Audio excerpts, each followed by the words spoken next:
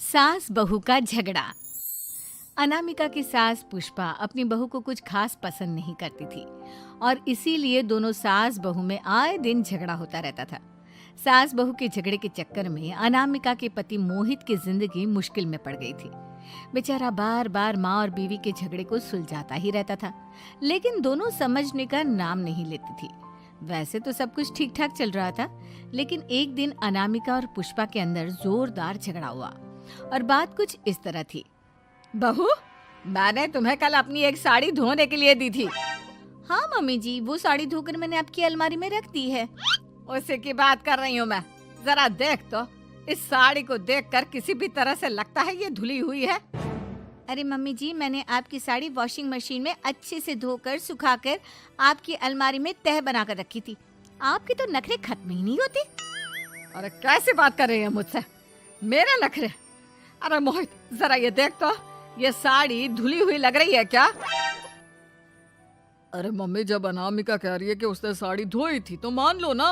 हर बात पर झगड़ा करना जरूरी है क्या? क्या है ना मोहित, तुम्हारी माँ को तो मेरे हर काम में नुस्ख निकालने की आदत पड़ गई है। जब तक दो चार खरी खोटी सुना नहीं लेती ना, इनका दिन नहीं निकलता। अरे चुप कर, बहू होकर मुझे जवाब देती हो।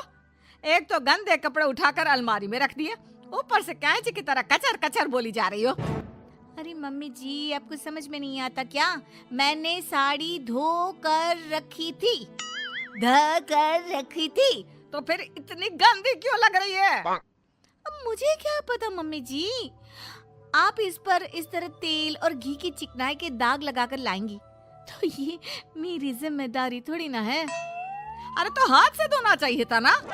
मैं आपकी बहू हूँ, नौकरानी नहीं जो एक कपड़ा रगड़ रगड़ कर हाथ से धो दूंगी। आपको पहननी है तो पहनिए, नहीं तो रख दीजिए। तुझे तो मैं अच्छी तरह बताऊंगी, मुझे जवाब देती है। एक दिन सुबह के वक्त, अरे अनामिका, मेरी व्हाइट शर्ट कहाँ है? आज ऑफिस में बहुत बड़ा प्रेजेंटेशन है और मुझे वो व्हाइट शर्ट पहन कर जाना है। मुझे पता है, आपने मुझे 2 दिन पहले ही बता दिया था और आपकी शर्ट मैंने धोकर अच्छी तरह आयरन करके अलमारी में लगा दी है। जाइए वहां से ले लीजिए। अनामिका, ये तुमने क्या किया? ये देखो, शर्ट पर लिपस्टिक का दाग लगा हुआ है और ये तो एक जगह से जल भी गई है। नहीं नहीं मोहित, ऐसा नहीं हो सकता। मैंने तो तुम्हारी शर्ट ठीक से इस्त्री करके अलमारी में लगाई थी। तो फिर ये जल कैसे गई अपने आप? अलमारी में लटके लटके थोड़ी ना जल जाएगी। पर मोहित, मुझे अच्छी तरह याद है। देखो, अपनी गलती को छुपाने की कोशिश मत करो। और अगर शर्ट जल भी गई थी तो तुम्हें पहले बताना चाहिए था ना। मैं नई शर्ट लेकर आ जाता। अब ऐन वक्त पर शर्ट कहाँ से लेकर आऊं? मेरा इतना इम्पोर्टेंट प्रेजेंटेशन था, सब खराब हो जाएगा। अरे बेटा, क्यों परेशान होता है? ये देख, मैंने तेरे लिए पहले से ही एक नई व्हाइट शर्ट ला कर रखी है। लेकिन मम्मी, आप मेरे लिए व्हाइट शर्ट क्यों लेकर आई? अरे मुझे पता था तेरा प्रेजेंटेशन होने वाला है और अपनी इस बहू पर तो मुझे बिल्कुल भी भरोसा नहीं। क्या पता मेरी साड़ी की तरह तेरी शर्ट भी गंदी करके रख देती। और देख, वही हुआ ना। बेटा, सारी टेंशन छोड़ और ये नई शर्ट पहन कर जा।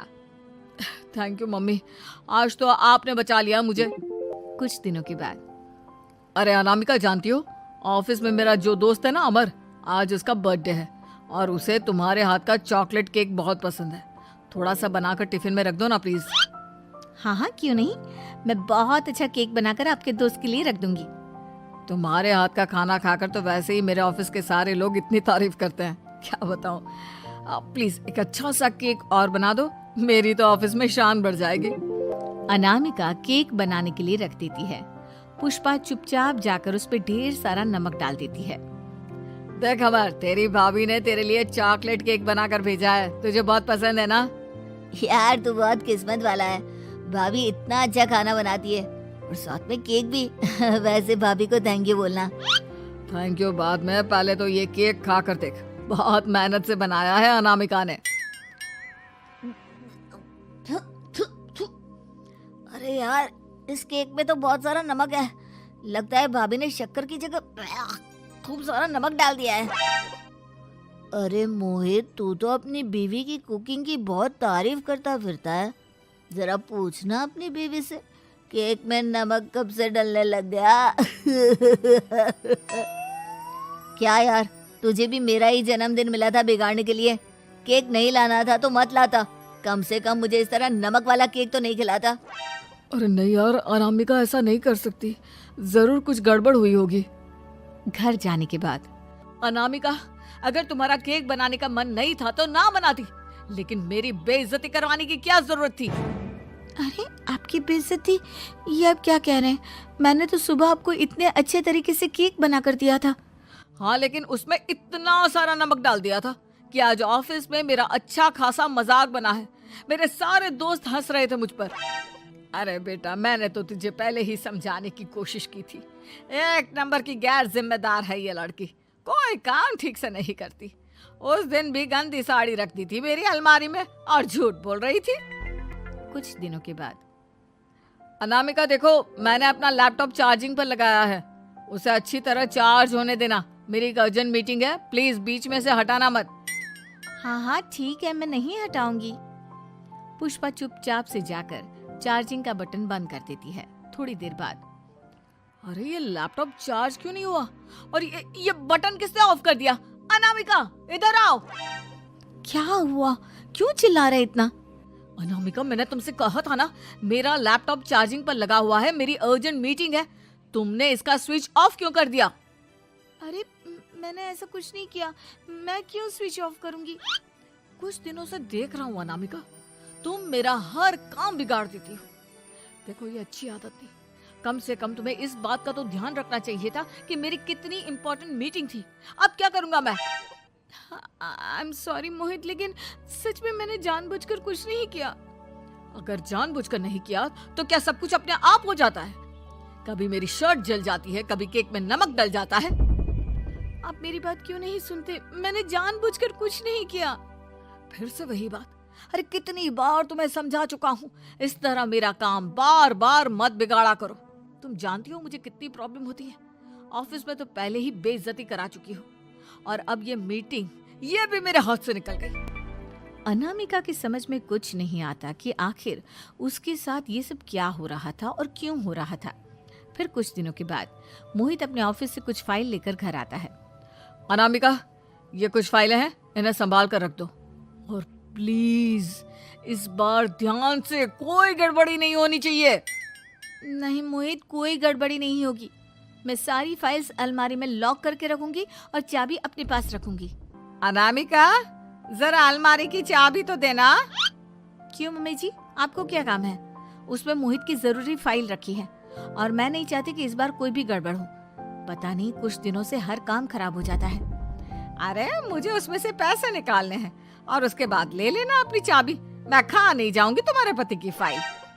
अनामिका को अपनी सास पर शक होता है। चाबी देने के बाद वो चुपचाप छुपकर अपनी सास की हरकत देखती है। ये फाइलें उठाकर डस्टबिन में डाल देती हूँ, फिर देखना कैसे मोहित इसकी खबर लेगा। इस बार तो छोड़ेगा नहीं इसे।